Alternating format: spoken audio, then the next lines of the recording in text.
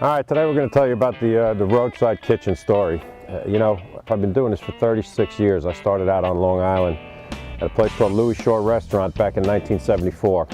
But I think my development for this concept and the foundation for my whole culinary background started when I was a kid, growing up in ethnic neighborhoods in Brooklyn or growing up in ethnic neighborhoods on Long Island, where from the Giannisis to the Pleminskis to the Rosenbaums to the Cardones, these are the neighbors that I grew up with. So every night when I would go and I would eat dinner over someone's house, which was a normal kid back in the 50s and 60s, and I would see someone's grandmother in the kitchen rolling gnocchis, or eat over someone's house and have matzo ball soup, or work in a German delicatessen and having, Wiener Schnitzel right there behind the cabinet, or having German potato salad. This is the foundation for what now, 52 years later, is the roadside kitchen concept. I'm not strictly French taught. I'm not classically Italian taught. I just cook good food. Now, I did go to culinary school. I have worked in different restaurants. I had a very successful high-end steakhouse. I had a very successful high-end sushi restaurant. And when you go into a lot of restaurants, the chef will be, this is my way of cooking, and how dare you ask me to diversify or change what I'm going to do. I thought, hey, in this economy, I want to do a little more comfortable food.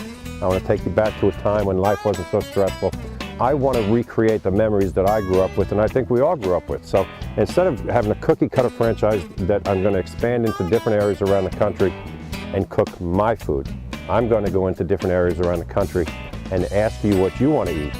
So that's the whole thing about the roadside kitchen. I use social network mixing with the Facebook and the Twitter and the Foursquare. I use all of this networking to go into a city and ask people, what do you want to eat?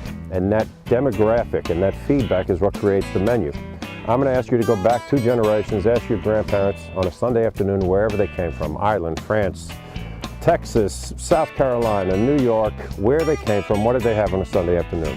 So that's what we're going to bring you back to, when life was a little easier and you had those memories. And whether we realize it or not, a lot of those memories were food memories, or had something to do with food. Everything happened in the kitchen. At least that's what mine was.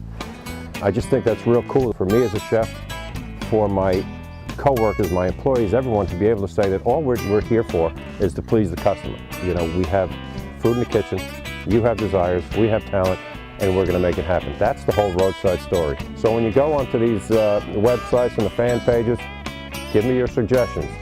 Let me know you're coming in, we'll have it for you.